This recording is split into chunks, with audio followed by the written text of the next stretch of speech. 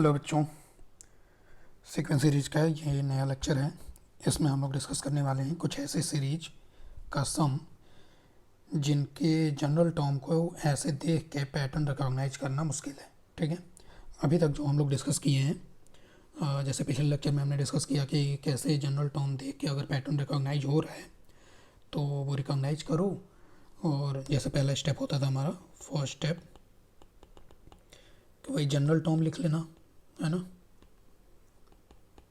और इस general term के ऊपर फिर हमारा जो सेकंड स्टेप होता था कि sum of first n term find करने के लिए इसी जनरल टर्म के ऊपर क्या अप्लाई करना, सिग्मा, है ना। फिर यहाँ से आगे तो फर्दर सिग्मा की प्रॉपर्टीज और इसके रिजल्ट्स। ओके, तो ये जो पहला स्टेप है यही सबसे ज़्यादा क्रूशियल स्टेप होता है। पिछले लेक्चर में जो हम लोग प्रॉब्लम किए थे, जैसे इस तरीके के क्वेश्चन 2 × 3 + 3 × 4 + 4 × 5, इस तरीके के एंड टर्म्स को ऐड करो, है ना। तो इसमें देख के पैटर्न बड़े आराम से रिकॉग्नाइज हो जा रहा है ना। कि जैसे मैं rth टर्म अगर लिखूं तो वो सीधे सीधे दिख रहा है r + 1 × r + 2। r = 1 पुट करेंगे तो पहला टर्म मिल जाएगा, r = 2 पुट करेंगे दूसरा टर्म मिल जाएगा, है ना। तो इसमें पैटर्न सीधे सीधे रिकॉग्नाइज हो गया। अब कुछ ऐसे भी क्वेश्चन होंगे, जैसे मैंने ये 4 क्वेश्चन यहाँ पे लिस्ट कर रखा है ना। इन चारों क्वेश्चन में पैटर्न देख के रिकॉग्नाइज करना हमारे लिए इतना आसान काम नहीं है, ये मुश्किल है ना। जैसे 3 + 15 + 35 63, तो ये रिकॉग्नाइज करना हमारे लिए थोड़ा कठिन है। तो इस तरीके के क्वेश्चन को कैसे डील करना है, तो इन्हीं चारों क्वेश्चंस की हेल्प से इन्हीं चारों क्वेश्चन को डिस्कस करेंगे और इन्हीं की हेल्प से हम लोग एक और नया मेथड सीखेंगे जिसको कहा जाता है मेथड ऑफ डिफरेंस। ओके, अब ये मेथड ऑफ डिफरेंस क्या है, तो मेथड ऑफ डिफरेंस के बारे में सोचेंगे कब, भैया जब ए पी ना दिखे अपने को, जी पी ना दिखे, ए जी पी भी ना दिखे, है ना।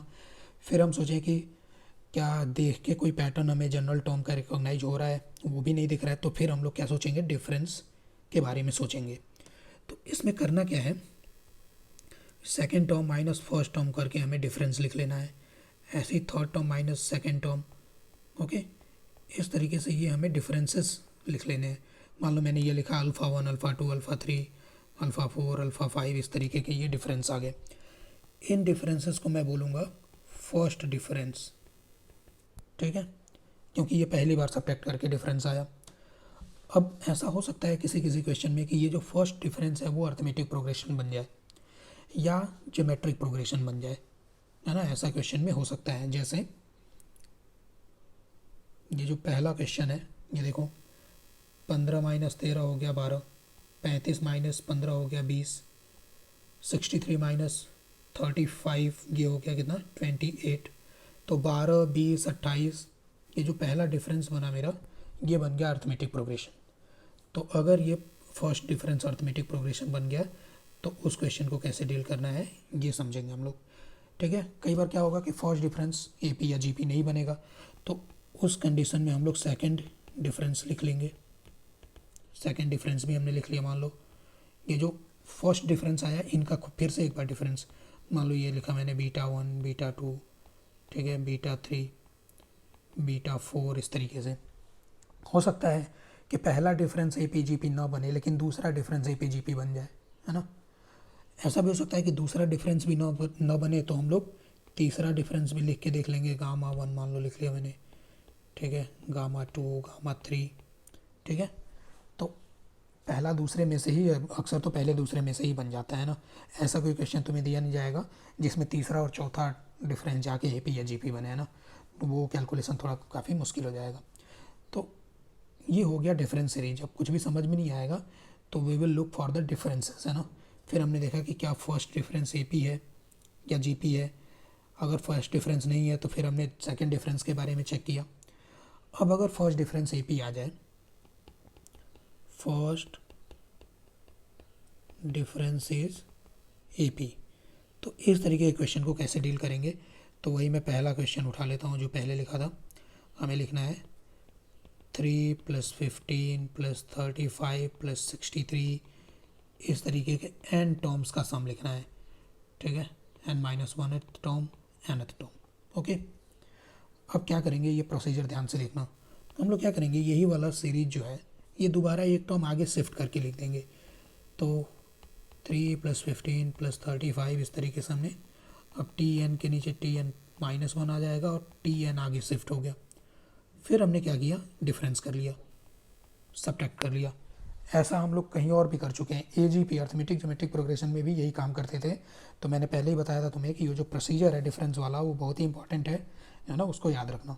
अब देखो यहाँ पे जब सब्ट्रैक्ट किया तो यहाँ पे मिल गया मुझे s - s 0, फिर इधर 3 प्लस, अब 12 - 3 35 - 15, ठीक है, 63 - 35, इस तरीके से लास्ट में ये टी एन -1 वो भी एक टर्म कुछ बनेगा, और आखिरी में आखिरी वाला जो टर्म आएगा वो टी एन जो है वो माइनस में बच जाएगा। अब देखो ये 3 तो मैंने पहले छोड़ दिया इसको, यहाँ से लेके यहाँ तक ये कितने टर्म्स हैं, अब इसलिए n टर्म्स थे, उनमें से एक छूट गया तो ये n - 1 टर्म्स बचे हैं। इसका मतलब कि इस वाले ब्रैकेट में भी n - 1 टर्म्स लिखे हैं, सही है। अगर n - 1 टर्म्स लिखे हैं तो ये कौन सा प्रोग्रेशन है, ये AP ही तो है। इस AP का पहला टर्म भी पता है, कॉमन डिफरेंस भी पता है, टोटल नंबर ऑफ टर्म भी पता है। तो यहाँ से इस TN को मैं दूसरी तरफ भेजूँगा तो TN = मिल जाएगा मुझे 3 प्लस, फिर ये जो ब्रैकेट में AP लिखा है उसका sum, total number of term divided by 2 into twice of first term plus number of term -1 into common difference 8, ये हो गया। यहाँ से TN मिल गया अपने को 3 + n - 1/2 इंटू, देखो 24 और माइनस यहाँ पे 16 हो जाएगा तो 8 बचेगा, और 8n + 8 है ना, ये चीज़ और सिंप्लीफाई कर लिया इसको, 3 + 8 कॉमन निकाला तो 8/2 जो है वो 4 बन गया, ठीक। और बाकी n - 1 और n + 1 आ गया अपने पास में n² - 1, तो 4n² और 3 - 4 हो गया -1, ये मिल गया। देखो इतना सब काम करने से क्या मिला अपने को, nth टर्म मिल गया, जनरल टर्म पता लग गया। पूरा क्वेश्चन अभी नहीं हुआ है, अभी तो हमने जनरल टर्म लिखा है। फिर हमने पिछले क्लास में क्या डिस्कस किया था कि किसी भी सीरीज का सम फाइंड करने में पहला स्टेप तो यही होना चाहिए कि हमें we have to look for the general term. एक बार जब जनरल टर्म मिल गया फिर उसी जनरल टर्म के ऊपर we will apply sigma, okay. तो अब मैं लिखूँगा SN = सिग्मा rth टर्म, और r का वैल्यू मैं भेज देता हूँ 1 से लेकर कहाँ तक, n तक। तो ये फिर आ जाता है sigma r from 1 to n, और इधर में आ गया 4r² - 1। फिर अब आगे सिग्मा की प्रॉपर्टीज, कांस्टेंट बाहर आ जाएगा, सिग्मा डिस्ट्रीब्यूट हो जाता है प्लस और माइनस के ऊपर, है ना, प्लस और माइनस के ऊपर डिस्ट्रीब्यूट कर दिया हमने, ठीक है। बाकी फिर ये इंपॉर्टेंट, ये तो रिजल्ट ही है, स्टैंडर्ड रिजल्ट है। ये होता है n + 1 2n + 1/6, और सॉरी आगे माइनस लिखा हुआ है n, ठीक। इसको हम लोग सिंप्लीफाई कर सकते हैं, ओके। तो n कॉमन निकाला अगर हमने तो n + 1 इंटू 2n + 1 अपॉन ये 2/3 बच जाएगा, और -1 करके, है ना, ठीक है। सिंप्लीफाई कर लेना, ये हमारा आंसर हो गया। तो क्या किया हमने, जब पहला डिफरेंस, जब हमने ये रिकॉग्नाइज किया कि हमारा पहला डिफरेंस AP में है, तो हमने वो डिफरेंस मेथड करके उसी सीरीज में से खुद के मतलब उस सीरीज को ही दोबारा आगे एक टर्म शिफ्ट करके लिखा और सब्ट्रैक्ट किया। सब्ट्रैक्ट करने से क्या हुआ कि अपने को जनरल टर्म मिल गया, ठीक है। जैसे ही जनरल टर्म मिला, जनरल टर्म के ऊपर हमने सिग्मा अप्लाई किया, और सिग्मा अप्लाई करते ही फिर हमारा जो है वो आंसर आ गया, ठीक है। अब ये तो एग्जांपल था कि इसका फर्स्ट डिफरेंस अगर AP बन जाए, तो कई बार क्या होगा कि फर्स्ट डिफरेंस जो है वो GP भी बन सकता है। तो उस क्वेश्चन में क्या करेंगे हम लोग, फर्स्ट डिफरेंस अगर GP बन जाए तब क्या होगा, तो देखते हैं। तो ये तो हो गया अपना AP वाला एग्जांपल, ठीक। अब मैं दूसरा एग्जांपल ले लेता हूँ। क्या क्वेश्चन था मेरा, सेकंड क्वेश्चन था 5 7 13 31, 5, 7, 13, 31, आगे था 85। इस तरीके के एन टर्म्स को जोड़ना है, ठीक है। प्रोसीजर वही है। पहले तो हमने देखा कि क्या ये ए पी है, नहीं, क्या ये जी पी है, नहीं, फिर क्या ये ए जी पी है, वो भी समझ नहीं आ रहा। तो फिर हम nth टर्म के बारे में सोचेंगे, जनरल टर्म। फिर जनरल टर्म भी ऐसे सामने तो दिख नहीं रहा है, तो हम लोग देखेंगे डिफरेंस। अब इसका डिफरेंस देखो, 2, 6, 18, ये कितना हो जाएगा 54। तो देखो ये जो पहला डिफरेंस है ये बन गया अपना ज्योमेट्रिक प्रोग्रेशन। अब पहला डिफरेंस जब ज्योमेट्रिक प्रोग्रेशन बन गया तो फिर से वही काम हम लोग कर सकते हैं जो हमने अभी अभी किया था। ओके, अब मैं यहाँ पे लिख लेता हूँ टी एन। फिर यही वाला सीरीज हम एक टर्म आगे शिफ्ट करके लिखेंगे, ये टी एन भी आगे शिफ्ट हो जाएगा, ठीक। ओके, तो ये एग्जांपल था मेरा, when first difference is GP. जब पहला डिफरेंस जीपी बन जाएगा तब क्या करेंगे। ओके, बस फिर सब्ट्रैक्ट करो। प्रोसीजर सेम है, पहला डिफरेंस एपी बने चाहे जीपी बने, प्रोसीजर सेम है। सब्ट्रैक्ट किया तो एस माइनस एस हो गया 0। फिर आगे 5 माइनस 0 तो 5 ही हो गया। उसके आगे फिर 2, 6, 18, ठीक है ना, 54। कितने टर्म्स बनेंगे यहाँ तक, अगर देखें यहाँ तक, इधर से लेके इधर तक, ठीक है। तो यहाँ तक n टर्म्स थे, एक पीछे ये छूट चुका है, तो n-1 टर्म्स यहाँ पे बच जाएंगे, n-1 टर्म्स, और लास्ट में एक tn बच जाएगा। फिर ये जो tn को ट्रांसपोज करेंगे हम दूसरी साइड में, तो tn is equal to 5 plus जो ये gp आ गया मेरे पास 2 + 6 + 18, इस वाले gp के n-1 टर्म्स का सम, ठीक। बस फिर इनको ऐड कर लेना है।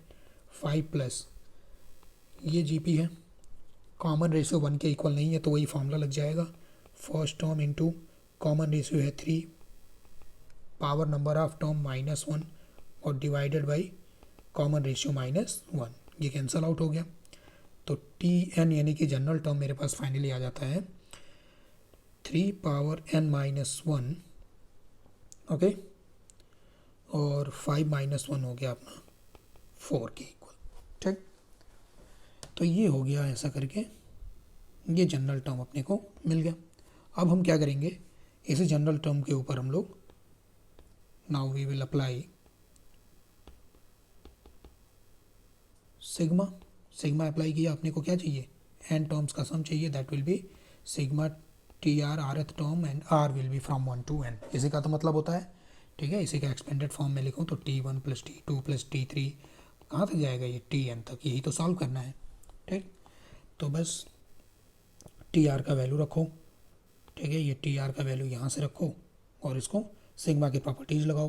तो मैं लिखता हूँ r from 1 to what 1 to n 3 power r-1, फिर sigma r from 1 to n 4, है ना। अब ये है, ये वाली चीज़ क्या है, ये जीपी है, देख रहे हैं। अगर ऐसे समझ नहीं आ रहा है तो एक्सपेंड करके देख लो, है ना। इसका एक्सपेंडेड फॉर्म अगर मैं लिखूँ यहाँ पे, r का वैल्यू 1 डालेंगे तो 3 का पावर 0, फिर 2 पे 3 का पावर 1, ऐसे लास्ट में कहाँ तक जाएगा 3 का पावर n-1 तक, है कि नहीं। तो इसके ये तो फॉर्मूला है सीधा सीधा अपने पास, फर्स्ट टर्म 3 पावर 0 1 है, ठीक है। तो कॉमन रेशियो कितना है 3, पावर नंबर ऑफ टर्म जो है वो देख लो, 1 से लेके n तक जा रहा है ना, तो नंबर ऑफ टर्म n है, -1 और divided by 3 - 1, common ratio -1, plus इधर में आ गया 4n, है कि नहीं।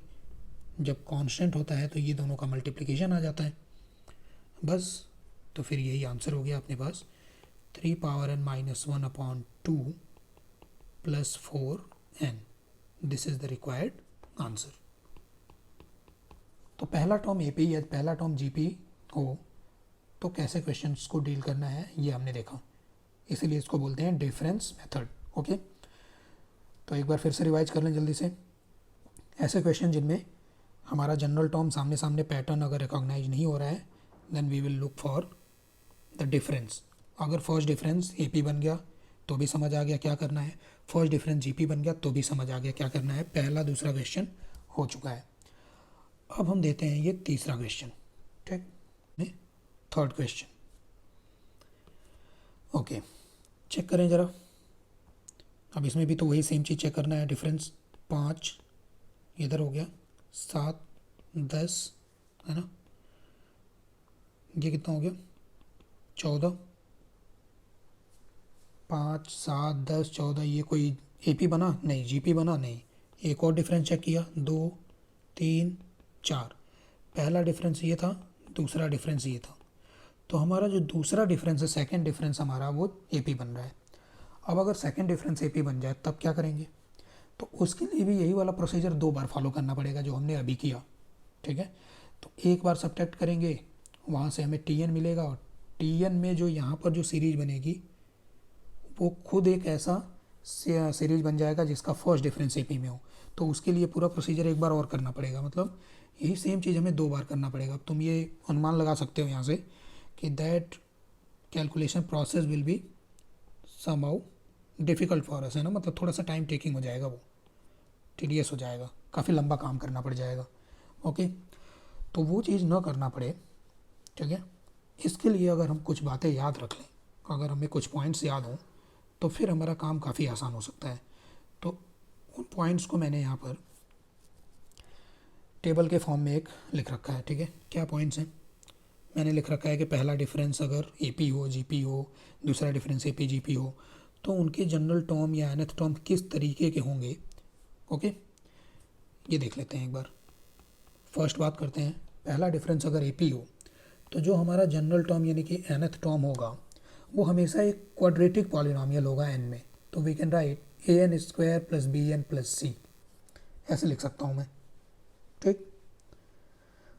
इन सब का प्रूफ भी हो जाएगा, है ना, बट प्रूफ हमें करना नहीं है, इतनी ज़रूरत नहीं है इसकी, you just have to remember. Okay, इन बातों को तुम्हें याद कर लेना है। अच्छा, सेकंड डिफरेंस अगर ए पी हो जाए, तो अगर ये इसी चीज़ को आगे इंटरपोलेट करें, है ना, तो यू कैन अंडरस्टैंड। अब जो हमारा nth टर्म होगा that will be a cubic polynomial in N, A N cube plus B N square plus C N plus D, ठीक है। अब मैं आगे इसे कहाँ तक लिखता रहूँगा तुम समझ लो खुद ही, ठीक है ना। अगर थर्ड डिफरेंस ए पी बने तो nth टर्म क्वाड्रेटिक होगा, फोर्थ डिफरेंस बने तो पावर 5 में आएगा, है ना, एंड सो ऑन में लिख देता हूँ यहाँ पे। ओके, फिर अगर हम बात करें फर्स्ट डिफरेंस अगर जी पी बन जाए, पहला डिफरेंस अगर जी पी बन जाए, तो जो हमारा जनरल टर्म होगा वो होगा कुछ ऐसा, ए इंटू कॉमन रेशियो, जो भी जी पी है उस जी पी का खुद का एक कॉमन रेशियो होगा कि नहीं, चलो मान लेते हैं कॉमन रेशियो क्या है, आर है, तो A R power N plus some constant, इस तरीके का होगा। अगर हमारा सेकंड डिफरेंस जी पी बन जाए, ठीक है, ऐसा जी पी जिसका कॉमन रेशियो आर है, तो ऐसे में जो हमारा nth टर्म होगा वो ए आर का पावर एन प्लस यहाँ पर एक लीनियर पॉलिनॉमियल आ जाएगा, ठीक है ना। ऐसे ही अगर मैं बोलूँ थर्ड डिफरेंस अगर जी पी हो जाए आर कॉमन रेशियो का, तो जो हमारा जनरल टर्म होगा वो ए आर का पावर एन, अब यहाँ पर लीनियर की जगह पे एक क्वाड्रेटिक आ जाएगा। तो तुम यहाँ पे रिकॉग्नाइज कर लो पैटर्न क्या चल रहा है, ये वाली बात तो सब में सेम है, ठीक है ना। इसके अलावा जो है अगर फर्स्ट डिफरेंस जी पी में है तो कांस्टेंट पॉलिनॉमियल, इसके अलावा, है ना, सेकंड डिफरेंस जी पी में है तो linear polynomial, third difference G P में है तो क्वाड्रेटिक पॉलिनॉमियल, ठीक है ना। इसी तरीके से इसको आगे तुम समझ सकते हो। तो ये वाली पॉइंट्स अगर याद हैं, अब हम लोग बड़े आराम से ये जो ऊपर वाले क्वेश्चन थे, जैसे हमने ये जो 2 क्वेश्चन अभी किए, इनको भी मैं ये दूसरे मेथड से भी कर सकता हूँ, ठीक है। बट अब मैं पहला दूसरा नहीं लेता हूँ, मैं सीधे थर्ड एग्जाम्पल उठाता हूँ यहाँ से, ना। थर्ड एग्जाम्पल था मेरा 10 15 22 32 46, ठीक है। आइए देखते हैं, थर्ड था 10 15 22 32 46, ऐसे है ना। पहला डिफरेंस 5 7 10 14, ना ही ये AP बना ना ही GP बना। तो दूसरा difference 2 3 4, second difference is AP, second difference AP है। तो अब मेरे लिए nth टर्म मैं डायरेक्ट लिख सकता हूँ। मुझे पता है सेकेंड डिफरेंस अगर AP बन गया तो जो हमारा nth टर्म होगा that will be a cubic polynomial an cube plus bn square plus cn plus d। इस तरीके का अब मेरा जनरल टर्म आएगा। अब इसमें 4 अननोन है, 1 2 3 4 ABCD है ना। इन ABCD को सॉल्व करने के लिए हमें 4 इक्वेशन की ज़रूरत पड़ेगी। तो वो 4 इक्वेशन बड़े आराम से यहाँ पे बन जाएंगे, है ना। अगर मैंने n बराबर 1 पुट किया तो पहला टर्म कितना है 10, तो a plus B plus C plus D का वैल्यू आ गया 10। अगर मैंने n बराबर 2 पुट किया तो दूसरा टर्म कितना है t2 हमारा 15 है। और n बराबर 2 के लिए 8a plus 4b plus 2c plus D, ये हो गया दूसरा इक्वेशन। n बराबर 3 के लिए तीसरा टर्म क्या है मेरा 22, 3 रखो तो 27a plus 9b plus 3c plus D, ये हो गया। और n बराबर 4 रख लें अगर तो फोर्थ टर्म है मेरा 32 और 4 का क्यूब हो जाएगा 64a plus 16b plus 4c plus D. Okay, ये 4 इक्वेशन 4 अननोन हो गया। अब इनको हम सॉल्व कर सकते हैं। तुम सोच रहे होगे कि ऐसा बहुत मुश्किल है सॉल्व करना, इसको कोई बहुत ज़्यादा मुश्किल नहीं है ना। बड़े आराम से सब्ट्रैक्ट करके देखो, जैसे मैं सॉल्व करके बता रहा हूँ। मैंने 2 - 1 किया है ना, तो 5 इक्वल टू मिला मुझे 7a प्लस 3b प्लस सी। फिर मैंने 3 - 2 कर लिया तो फिर 7 इक्वल टू आया 19a प्लस 5b प्लस सी। फिर मैंने 4 - 3 कर लिया तो 64 माइनस 20 कितना हो जाएगा 44 और -7 37 है ना। 37 इक्वल टू नहीं सॉरी पहले तो ये 32 - 22 हो गया 10 इक्वल टू अब आया 37a प्लस 16 - 9 कितना हो गया 7b प्लस सी। देखो अब ये 3 इक्वेशन बने ABC में। फिर से अगर मैं इनको सब्ट्रैक्ट कर लूँ इनमें से तो 2 इक्वल्स टू देखो मिल जाएगा मुझे कितना 12a प्लस 2b और यहाँ पे 3 equal to 18a plus 2b। तो फाइनली मेरे पास a और b में ये 2 इक्वेशन आ गया। इनको अगर मैं सॉल्व करूँ इधर देखो सीधा सब्ट्रैक्ट कर लो तो 18 - 12 6a बचेगा और इधर पे आ जाएगा 3 - 2 1। a बराबर हो गया मेरा 1/6। a बराबर 1/6 हो गया तो वहाँ से मुझे b मिल जाएगा। b कितना आ जाएगा b का वैल्यू आ गया 0। देख लो अब a और b मिल गया। फिर यहाँ से कोई इक्वेशन उठा लो। चलो ये वाला ले लिया हमने, ठीक है। तो इधर से 5 इक्वल टू 7/6 प्लस सी, तो वहाँ से मिल गया मुझे c is equal to 5 - 7/6 that is कितना 30 - 7 23/6, ठीक। और ए बी सी मिल गया तो फिर ये डी वाला कोई भी एक पहला इक्वेशन उठा लेते हैं ABCD वाला, ठीक है। तो 10 बराबर a plus b plus C plus D तो फाइंड करना है। तो d इक्वल टू आ जाता है 10 माइनस ये कितना हो गया 24/6 4 है ना इज इक्वल टू 6। तो d का भी वैल्यू मिल गया, ABCD सब पता लग गया। तो अब मैं बोल सकता हूँ मेरा जनरल टर्म आ गया, क्या था an क्यूब था ना 1/6 n cube plus bn square, तो b तो 0 हो गया, प्लस cn, c कितना है ये चीज़, प्लस d। ये आ गया मेरे पास जनरल टर्म, ठीक है। अब जनरल टर्म आ गया। अब तुम इसके ऊपर अप्लाई सिग्मा सिग्मा अप्लाई करके और सबको डिस्ट्रीब्यूट करके ये सारा कुछ सॉल्व कर सकते हो। ठीक है, तो ये प्रोसीजर समझ आया तुम्हें। अगर सेकंड डिफरेंस एपी में आ जाए या जीपी में आ जाए, जीपी में आएगा तो उसके लिए अलग चीज़ याद कर रखा है हमने। सेकंड डिफरेंस जीपी में आए तो जो हमारा जनरल टर्म होगा वो ऐसा कुछ होगा, ए आर का power N plus B n plus c. ठीक, तो हालांकि तुमसे ऐसा कुछ पूछा नहीं जाएगा, ज़्यादा से ज़्यादा फर्स्ट डिफरेंस वाला पूछा जाता है ना, तो उसमें कोई मुश्किल नहीं है। फर्स्ट डिफरेंस वाले के लिए तुम चाहो तो इस वाले पॉइंट का इस्तेमाल कर सकते हो, या फिर जो मैंने ऊपर बताया, ठीक है, लिख के सब्ट्रैक्ट करके और फिर वहाँ से कर सकते हो। तो ये तो बात हो गई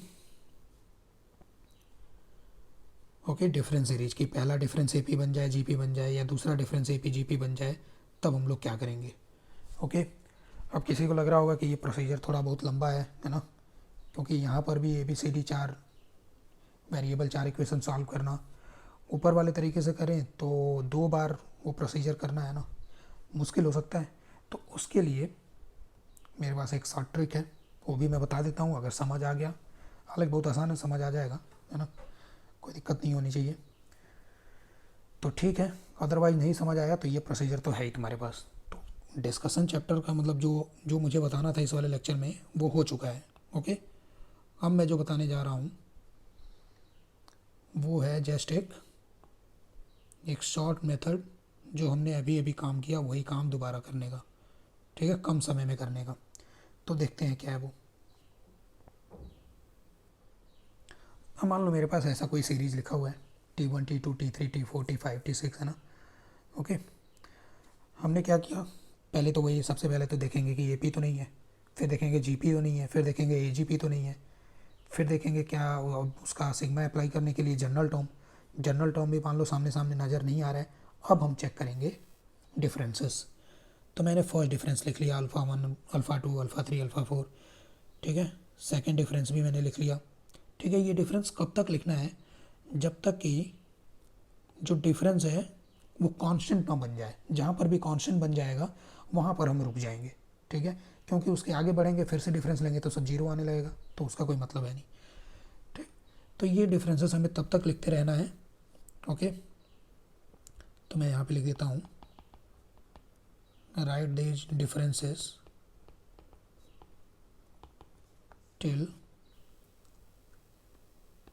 till it become 0, ठीक है, till it become all zeros. तब तक करते रहना है जब तक सारे जीरो ना बन जाए, ठीक। अब आगे ये सब लिखने के बाद में ये जो जितने भी पहले पहले नंबर हैं इनके ऊपर हमारा फोकस अब रहेगा।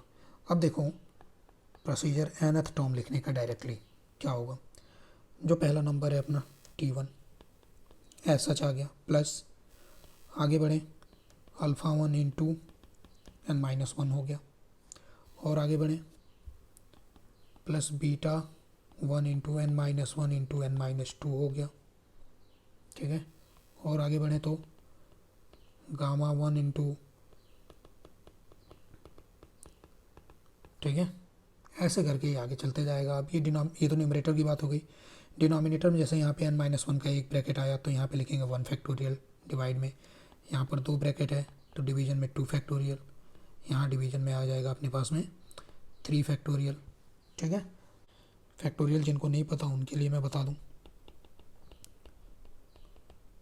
हालांकि बाइनोमियल चैप्टर वाले उसमें फैक्टोरियल बहुत अच्छे से बताया जाएगा, है ना। तो फैक्टोरियल का एक वीडियो भी चैनल पे पड़ा हुआ है, उसका लिंक भी मैं डिस्क्रिप्शन में डाल दूंगा, वो देख लेना। फैक्टोरियल बड़े अच्छे से समझ आ जाएगा। थोड़ा बहुत मैं यहाँ पे बता देता हूँ। n फैक्टोरियल का मतलब होता है product of first n natural numbers, मतलब 1 2 3 इंटू 4 कहाँ तक, n तक जाना है, पहले n नेचुरल नंबर्स का प्रोडक्ट, ठीक है ना। ये है n फैक्टोरियल का मतलब। एग्जाम्पल की बात करूँ, जैसे मैं 2 फैक्टोरियल बोलूँ तो पहले 2 नेचुरल नंबर का प्रोडक्ट ये 2 आ गया। फिर बोलूँ 3 फैक्टोरियल, रिप्रेजेंट करने का साइन ऐसे होता है ना, इसको इस तरीके से भी रिप्रेजेंट किया जाता है कई बार। 3 फैक्टोरियल ऐसे भी लिखा हो सकता है। तो पहले 3 नेचुरल नंबर का प्रोडक्ट ये हो गया। फिर मैं बात करूँ 4 फैक्टोरियल की, 1 इंटू 2 इंटू 3 इंटू 4, ये हो गया 24। ऐसे ही तुम देख सकते हो 5 factorial, 1 into 2 into 3 into 4 into 5 हो जाएगा 120 के, इस तरीके से। ठीक है, और बेहतर समझना है फैक्टोरियल तो वो वीडियो देख लेना। अच्छा, तो ये तो बात हो गई nth टर्म की। अब हम लोग सम ऑफ n टर्म्स कैसे लिख सकते हैं। तो ये जो nth टर्म के लिए लिखा है तुमने, इसी में एक और एक्स्ट्रा n का मल्टीप्लाई कर दो, t1 into N plus alpha 1 n into N minus 1। अब एक एक n हम लोग बढ़ा रहे हैं तो नीचे भी एक एक फैक्टोरियल जो है वो बढ़ते जाएगा, 2 फैक्टोरियल। ठीक है ना, यहाँ पे beta 1 n minus 1 into N minus 2, division में अब 3 फैक्टोरियल आ गया। ऐसे ही यहाँ भी n minus 1 n minus 2 n minus 3, नीचे 4 फैक्टोरियल आ जाएगा, इस तरीके से। तो ये हो गया अपना डायरेक्टली सम लिखने का तरीका। तो ये शॉर्ट ट्रिक है, इस तरीके से भी क्वेश्चन को तुम डील कर सकते हो। देखते हैं एग्जांपल लेके। तो ये पहला वाला एग्जांपल जो हम लोग ऑलरेडी कर चुके हैं पूरा फुल प्रोसीजर से, उसी को करके देखा जाए कि कैसे ये ट्रिक से कैसे बन जाएगा। ये हो गया 12, फिर हो गया 20, 28। ठीक है, तब तक लिखना है जब तक कांस्टेंट ना आ जाए। तो ये देखो कांस्टेंट आने लगा डिफरेंस। अब यहाँ पे हमें रुक जाना है। अब इसके बाद फिर मैंने बोला कि इन पे तुम फोकस करो, ये चीज़। तो अब जनरल टर्म लिखने का direct method, first 3 as it is, फिर आया मेरे पास 12 into N minus 1 upon 1 factorial plus 8 into N minus 1 into N minus 2 upon 2 factorial. आगे तो अब लिखना नहीं है, यही रुक जाना है। इसे को सिंप्लीफाई कर लो, 3 plus 12 N minus 12 plus 8 into 8 तो सिंप्लीफाई हो गया, 2 फैक्टोरियल 2 होता है तो ये 4, बाकी ये नीचे ब्रैकेट को मल्टीप्लाई करेंगे, N square minus 3n plus 2 आ जाएगा, है ना। तो 3 plus 12n minus 12 plus 4n square minus 12n plus 8, 12n और 12n कैंसिल हो गया। ठीक है, 4n स्क्वायर, और देखो यहाँ पे 8 माइनस 8 और 3 11 माइनस 12 माइनस 1, ये आ गया मेरे पास में जनरल टर्म। ठीक है, अगर तुम इसको मैच करो जो हमारा पहला क्वेश्चन था, 4n स्क्वायर माइनस 1 ही आया था वहाँ पर भी। ठीक है, ये देखो। तो ये डायरेक्ट प्रोसीजर हो गया। इसी तरीके से हम लोग ये जो हम लोग इसका सम कैलकुलेट किए थे, ये भी हम लोग डायरेक्टली लिख सकते हैं वो ट्रिक से, है ना। देखें जरा क्या हो जाएगा। इसी क्वेश्चन में अगर मुझे अब एसन लिखना है, एसन लिखने के लिए टी एन की ज़रूरत नहीं है ना। टी एन की ज़रूरत तब पड़ेगी जब सिग्मा तुम्हें लिखना है। ठीक है, अदरवाइज तो एसन तुम डायरेक्ट लिख सकते हो। ये इसी में एक फालतू एन जोड़ते जाना है, 3n plus 12n into N minus 1, नीचे भी एक एक बढ़ते गया 2 factorial plus 8n n minus 1 into N minus 2। ठीक है, डिवाइडेड बाई, अब यहाँ पर आ जाएगा 3 फैक्टोरियल। इसी को सॉल्व करके खुद देखना, जो हमारा पहले क्वेश्चन का आंसर था उससे बिल्कुल ये मैच करेगा। ओके, तो ये हो गया। अब थोड़ा इसको समराइज कर लिया जाए क्या होगा। ये भी ऐसा सीरीज जिसका हम लोग nth टर्म डायरेक्टली देख के ना बता पाएँ, तो हम लोग को हमेशा एक उसके डिफरेंस के बारे में देखना चाहिए। फर्स्ट डिफरेंस APGP बन गया तो ठीक है, नहीं बना तो सेकंड डिफरेंस भी देख लो, वो भी APGP बन गया तो ठीक है ना। फिर फर्स्ट डिफरेंस APGP बन गया तो उसको करने के तुम्हारे पास, तो मैंने 3 मेथड बता दिए ना। सीधा वो सीरीज दोबारा नीचे एक टर्म शिफ्ट करके लिख के सब्ट्रैक्ट करके भी हम nth टर्म फाइंड कर सकते हैं, या तुम सीधे nth टर्म ये बोल सकते हो कि वो क्वाड्रेटिक होगा अगर फर्स्ट टर्म AP बना है तो। ठीक है, वहाँ से 3 इक्वेशन ABC में बना के ऐसे सॉल्व कर सकते हो, या फिर तुम्हारे पास एक लास्ट में मैंने शॉर्ट ट्रिक भी बता दिया। ओके, तो बस ये हो गया, मेथड ऑफ डिफरेंस डिस्कस हो गया। अगले क्लास में we will discuss about VN method क्या होता है। Okay, thank you.